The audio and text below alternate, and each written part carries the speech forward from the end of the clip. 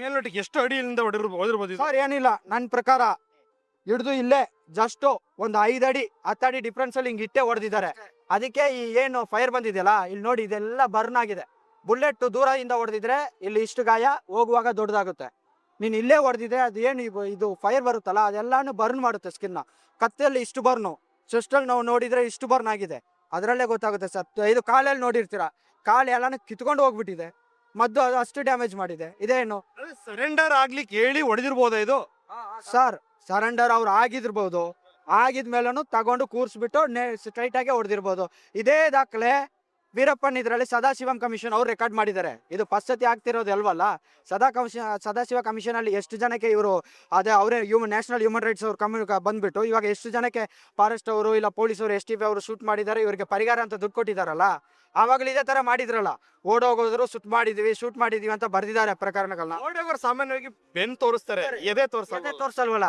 ಮತ್ತೆ ಕತ್ತು ತೋರಿಸ್ಕೊಂಡು ಓಡುವಾಗ ನೀನು ಕಾಲಲ್ಲಿ ಶುರು ಮಾಡೋನು ಹೆಂಗೆ ಕತ್ತಿಗೆ ಹಿಡ್ದೆ, ಹೆಂಗೆ ಚೆಸ್ಟ್ಗೇನೆ ಹಿಡ್ದೆ, ಮತ್ತೆ ಇಲ್ಲಿ ಹಿಡ್ದಿದ್ಯಾ, ಅದು ಹೆಂಗ್ ಸಾಧ್ಯತೆ? ಇವಾಗ ಜನರಲ್ ಆಗಿ ಒಂದು ಪರ್ಸನ್ ನಿಮ್ದೇ ಒಪಿನಿಯನ್ ನಾನು ಕೇಳ್ತೀನಿ ಸರ್, ನೀವೇ ಹೇಳಿ, ನಿಮ್ಗೆ ಏನು ಅನಿಸ್ತಿದೆ ಜನರಲ್ ಆಗಿ ಒಪಿನಿಯನ್? ಮಾಧ್ಯಮದವರಿಗೆ ಫೋಟೋ ನೋಡಿರ್ತೀರಾ, ಏನು ಅನಿಸ್ತಿದೆ? ಓಡೋನ್ನ ಶೂಟ್ ಮಾಡೋ ಥರ ಅನಿಸ್ತಿದ್ಯಾ, ಬಂದ್ಬಿಟ್ಟು ಕೂರ್ಸ್ಬಿಟ್ಟು ಶೂಟ್ ಮಾಡೋ ಥರ ಅನಿಸ್ತಿದ್ಯಾ? ಓಕೆ ಅನಿಸ್ತಿದಲ್ಲ. ಎದೆಗೇನೆ ಶೂಟ್. ಇನ್ನೊಂದು ಸರ್, ನೀವು ಫಾರೆಸ್ಟ್ ಅವ್ರಿಗೆ ಒಂದು ಗನ್ ಕೊಡ್ತೀರಾ, ಶಾರ್ಟ್ ಗನ್ ಕೊಡ್ತೀರಾ, ಇಲ್ಲ ಸ್ಲೆಜ್ ಗನ್ ಕೊಡ್ತೀರಾ. ಸ್ಲೆಜ್ ಗನ್ ಅಂದರೆ ನಾಟಿ ಗನ್ನು. ಅದರಲ್ಲಿ ನೀವು ಲೋಡ್ ಮಾಡುವಾಗ ಒಬ್ಬನ್ನ ಸಾಯಿಸೇಬೇಕಂತ ಹೇಳಿದ್ರೆ ನೀವು ಜಾಸ್ತಿ ಮದ್ದಾಗಿ ಲೋಡ್ ಮಾಡಬೇಕು. ಎಷ್ಟು 4 ಅಡಿ 5 ಅಡಿ ಹಾಕಿ ಲೋಡ್ ಮಾಡಿಬಿಟ್ಟು ಎತ್ತು ಹೊಡಿತೀರಾ, ಫೋರ್ಸ್ ಇರುತ್ತೆ, ಸತ್ತೇ ಹೋಯ್ತಾನೆ. ನೀವು ಆವಾಗ ಆ ಥರ ಬಂದಿಲ್ಲ ಅಂದರೆ ಕಾರ್ಟ್ರೀಜ್ ಸ್ವಲ್ಪ ಹಾಕಿ, ಇವಾಗ 7.6222 mm SLR ರೈಫಲ್ಗೆ ಹಾಕಿ ಹೊಡಿತೀವಿ, ಹೊಡೆದ್ರೆ ಸತ್ತರೆ ಸಾಯ್ತಾನೆ. ಅದರಲ್ಲೇ ನಾವು ಸ್ಮಾಲ್ ಕಾರ್ಟ್ರೀಜ್ ಹಾಕ್ಕೊಂಡು ಡ್ಯಾಮೇಜ್ ಮಾಡಲಿ, ಅವ್ನು ಹಿಡ್ಕೊಳ್ಳೋಣ ಅನ್ನೋರು ಆ ಥರ ಕಾರ್ಟ್ರೀಜ್ ಮಾಡಿ ಹೊಡಿಬೋದಿತ್ತಲ್ಲ. ಯಾಕೆ ಹೊಡೆದಿಲ್ಲ? ಆ ಥರ ಗನ್ಸ್ಗಳು ಅವೈಲಬಲ್ ಇದೆಯಲ್ಲ.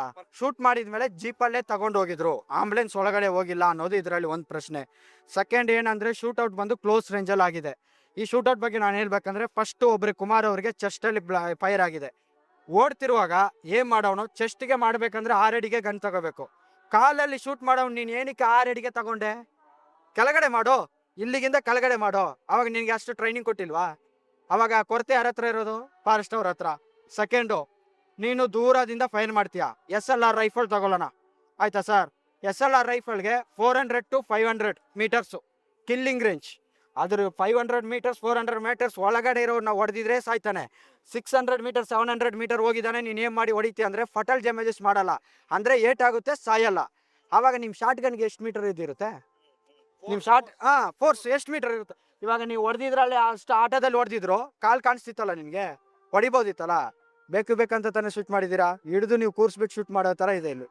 ಇನ್ನೊಬ್ಬರಿಗೆ ಕಳ್ತಿಗೆ, ಒಬ್ಬರಿಗೆ ಆಯ್ತಪ್ಪ ನೀವು ಹೋಗೋವಾಗ ಫೈರ್ ಮಾಡಿದೆ ಚೆಸ್ಟ್ಗೆ, ಇನ್ನೊಬ್ಬರಿಗೆ ಹೆಂಗೆ ಕತ್ತಿಗೆನೇ ಹೋಯ್ತು, ಆವಾಗಲೇ 6 ಅಡಿಯಲ್ಲಿ ಹಿಡ್ಕೊಂಡು ಹೊಡೆದಿದ್ಯಾ ನಿನ್ ಗನ್ನ. ಇವಾಗ ತುಂಬ ಜನ ಕಮೆಂಟ್ ಮಾಡ್ತಿದ್ದೀರಾ, ಏನಕ್ಕೆ ಕಾಡಿಗೆ ಹೋಗಿದ್ರು ಅಂತೇಳಿ.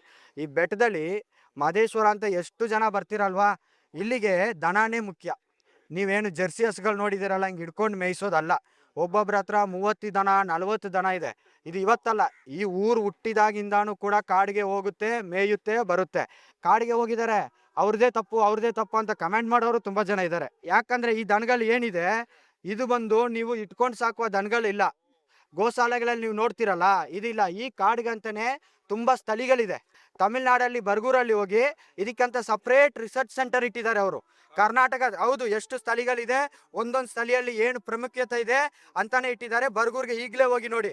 ಕರ್ನಾಟಕದಲ್ಲಿ ಏನೂ ಇಲ್ಲ. ನೀವು ಏನು ಹೇಳಿದ್ರಲ್ಲ ಬ್ಯಾಂಬು ಕಟ್ ಮಾಡಬೇಡಿ ಅಂತ, ಡೈರೆಕ್ಟಾಗಿ ಈ ಕಾಡಿಗೆ ಹೋಗಿ ಎಷ್ಟು ಬ್ಯಾಂಬು ಸತ್ತೋಗಿದೆ ಅಂತ ಹೇಳಿ, ಬ್ಯಾಂಬು ಟ್ರೀಗಳು ಕಟ್ ಮಾಡಿದ್ರೇ ಹೊಸದಾಗಿ ಮುಟ್ಕೊಂಡು ಬರುತ್ತೆ. ಇನ್ನು ಕಾಡಲ್ಲಿ ಸ್ವಲ್ಪ ಹಣ್ಣುಗಳಿದೆ, ನೀವು ಹಂಗೆ ಕುಳಿದೋಡ್ಬಿಟ್ಟು ಹಾಕಿದ್ರೆ ಬರಲ್ಲ. ಅದು ಪ್ರಾಣಿಗಳು ಕಚ್ಬಿಟ್ಟು ಅದರಿಂದ ಬಿದ್ದಿದ್ರೇನೆ ಬರೋದು.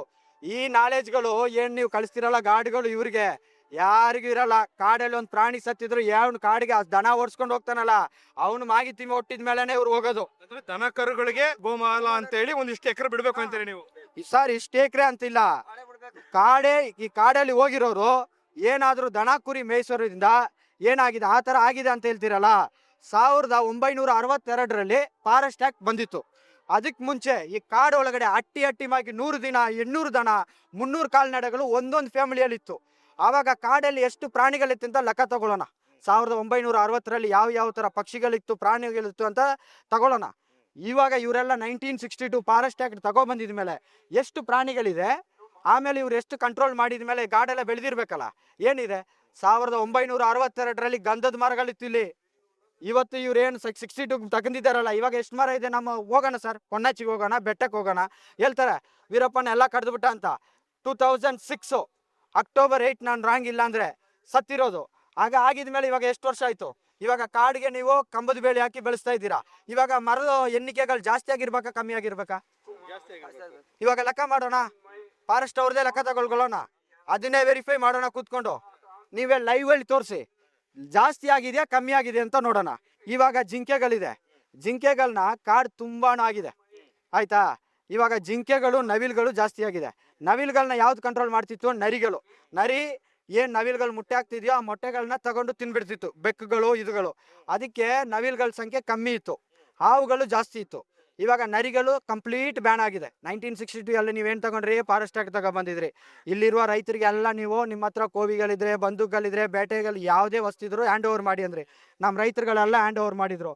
1962 ಇಂದ ಇವತ್ತುವರೆಗೆ ನೀವು ಸೇವ್ ಮಾಡಿದ್ರೆ ಈ ಎಣ್ಣಿಕೆಗಳೆಲ್ಲ ಜಾಸ್ತಿ ಆಗ್ಬೇಕಿತ್ತಲ್ಲ ಸರ್. ಇವತ್ತು ಯಾಕೆ ಕಮ್ಮಿ ಆಗಿತ್ತು?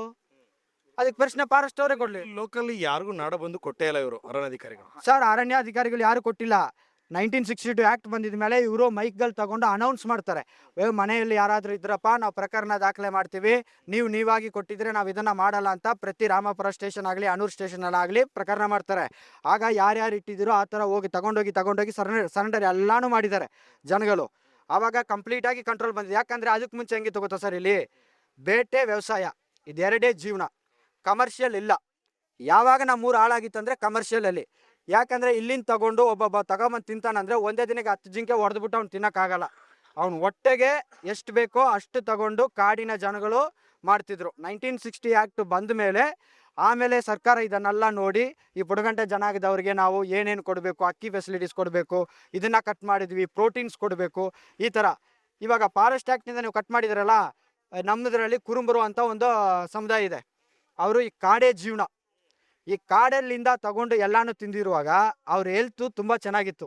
ಇವಾಗ ಎಲ್ಲ ಕಟ್ ಮಾಡಿದ್ದೀರಾ, ಅವ್ರ ಪ್ರೋಟೀನ್ ಅಂಶ ಚೆಕ್ ಮಾಡಿ, ನ್ಯೂಟ್ರಿಷನ್ಸ್ನೇ ಕರ್ಕೊಬರಲಿ ಸರ್, ಏನು ಡಿಫ್ರೆನ್ಸ್ ಅಂತ ಅವರೇನೇ ವೆರಿಫೈ ಮಾಡಿ. ಎಲ್ಲಿ ನೀವು ಮೆಡಿಕಲ್ ಡಾಕ್ಯುಮೆಂಟ್ಸು ಏನು ಲೀಗಲ್ ಡಾಕ್ಯುಮೆಂಟ್ಸ್ ಅದನ್ನೇ ಮಾಡೋಣ. ಈ ಕಾಡು ದೊಡ್ಡದು, ಈ ನಾಲೆಜ್ ನಿಮ್ಗೇನು ಸಿಟಿ ಅವ್ರಿಗೆ ಇಲ್ಲಿ ಅವರಿಗೆ ಯಾರಿಗೂ ಗೊತ್ತಾಗಲ್ಲ. ಈ ಕಾಡು ಇವಾಗ ನೀವು ನೋಡುವಾಗ ಒಂಥರ ಇರುತ್ತೆ, ಮಳೆಗಾಲದಲ್ಲಿ ಒಂಥರ ಇರುತ್ತೆ. ಇವಾಗ ಏನು ಸಿಗುತ್ತೋ ಅದು ಮಳೆಗಾಲದಲ್ಲಿ ಸಿಗಲ್ಲ, ಮಳೆಗಾಲದಲ್ಲಿ ಏನು ಸಿಗುತ್ತೋ ಅದು ನೆಕ್ಸ್ಟ್ ದಿನ ಸೆಪ್ಟೆಂಬರ್ ಡಿಸೆಂಬರಲ್ಲಿ ಸಿಗಲ್ಲ. ಈ ಕಾಡಲ್ಲಿ ಹುಟ್ಟಿ ಬೆಳೆದವನಿಗೆ ಮಾತ್ರ ಇದ್ರ ಪರಿಸ್ಥಿತಿ ಅರ್ಥ ಆಗುತ್ತೆ.